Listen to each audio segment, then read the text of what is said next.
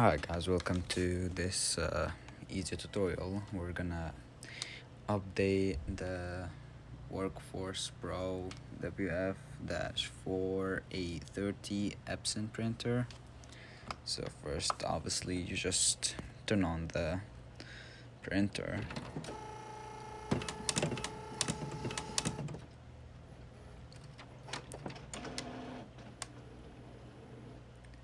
Then you make sure you're connected to internet, Wi-Fi, or router, Ethernet cable I meant. So basically you go to the settings, general settings, system administration, firmware update, and click update and just start checking.